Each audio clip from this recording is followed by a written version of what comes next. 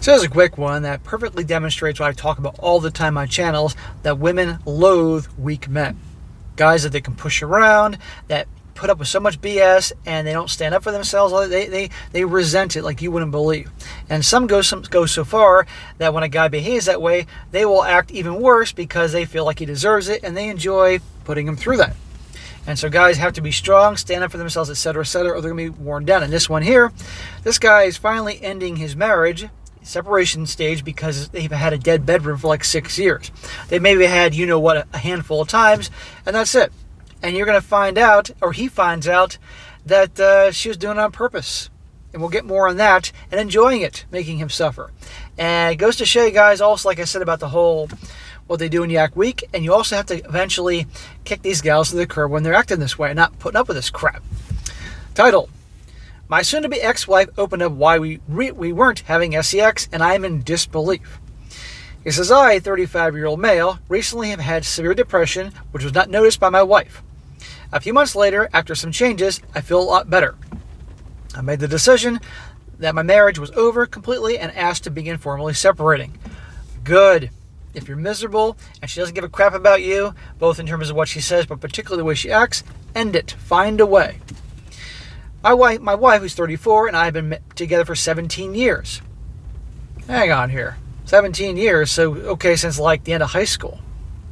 Married for 8. 2 kids, 3 and 5 years old.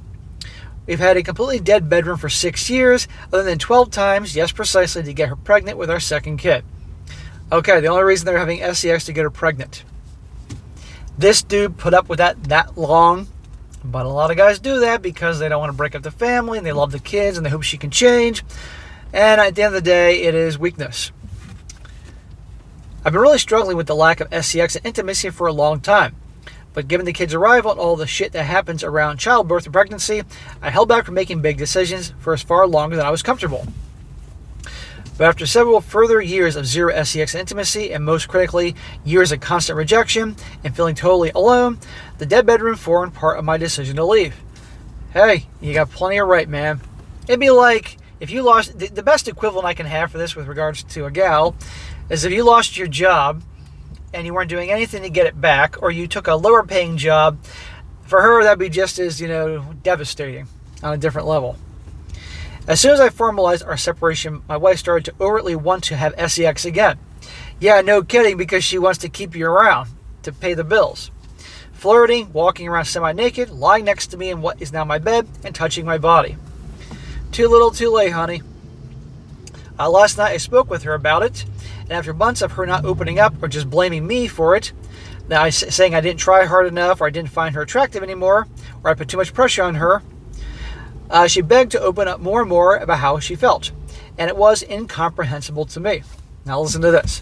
She gave 2 reasons why we did not have sex. First, she says she got off on it on the idea of me being frustrated by not having sex with her. See? Which makes me kind of think maybe she might be not straight. One of those types, and likes to punish the straight guys. That's happened. She enjoyed making him suffer. That seeing me want it and not getting any turned her on. To be explicit, I don't mean edging. It's more like chastity. She admitted pleasuring herself to this idea, but refused to say how long she had done this. I'm deeply, deeply upset. This has come up before, years ago, and I've told her it's not my thing. The feeling of rejection is horrible, and given I've been faithful in a monogamous relationship, it feels cruel. It is cruel. But here's a little thing he put in there, saying that this happened before, and he still married her. About 10 years ago, I had a friend who got involved with this gal that I was in martial arts with, and I always thought that at the very least, she went both ways, if you will. And as it turns out, I was right. And she apparently never had sex. She had boyfriend, my friend, and another dude I became friends with. It was the same thing. And she had a history of teasing guys. Never let him go all the way. But with regards to her relationships with girls, anything goes. And this girl was a major effeminist and control freak. And I think she just loved toying with the guys because she didn't like guys. And the guys that she got involved with are guys that were obviously much more pee-whipped and all that. Seriously. So I kind of see something like this going on here. And by the way, she did not like my views on things. Well, we all knew each other in the martial arts school. Anyway, it says here, second, we have a consensual non-consent kink and practice various role-playing scenarios when we were younger.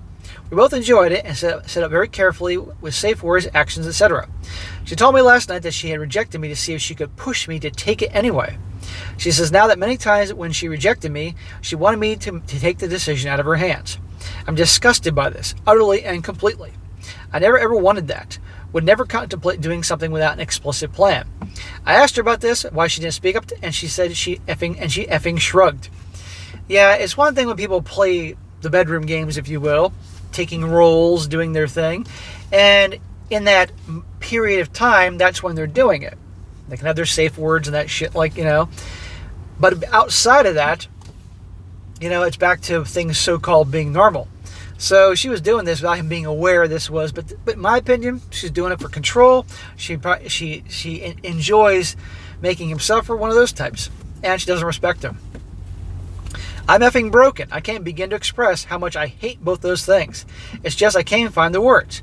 I didn't have much trust in her before, but the idea of this has been happening for some time, months and years. It's overwhelming to me. Physically, leaving me is impossible, abandoning my kids. And she's threatened me about that before. She also hinted about other problems with problematic custody stuff. She's still trying to dominate you, dude, and control you, make you sweat. This is what this is about. I don't know what I want from this post. I generally don't want to think so. It's clear I can't have sex with her and need to leave. Dude, get a lawyer. You said you're working on separation. Okay, get back to your fucking lawyer and tell your lawyer your situation. I'm sure your lawyer, and get a female one, who can smell bullshit from another woman, that can tell you exactly what you got to do, because so you can make sure you're not going to lose your kids. I don't think you're going to lose your kids, dude, unless she has really something damning on you, okay? But will you take a hit in the divorce? Yes, especially depending on where you live. But at least you haven't been married you said you've been married, I think, 8 years, not that 10-year mark. But you do what you got to do, but get away from her. And I'm sorry you've been going through this whole thing, and she's been toying with you all these years, and I'm sure there's way more than she's letting on. But you know what? It doesn't mean your life is over. Do something about this. Find an attorney, like I said, and move on. But again, this guy shows you, again, outside the bedroom role-playing game spectrum, gals that have no respect for a guy are going to, in many cases, oftentimes make their lives a living hell and punish them. Say and do things to make their lives miserable because they have no respect for them, in the hopes that those guys will stand up to them, grow a pair, and act like a freaking man. So guys, you're in a relationship right now, and she runs the relationship, or you're unhappy, and you just can't seem to speak up and defend yourself, you better do it now, because they aren't going to respect you. And that's why this nice guy shit never works. And the bad boys, the guys that don't give a crap, that take charge and don't care, they're the ones that you chase after and will do anything for. Unless this guy's wife, secretly bets for the other team, I guarantee you, if she found a guy that would take charge, she would love every minute of it. Anyhow, guys, that'd be a good one to cover here.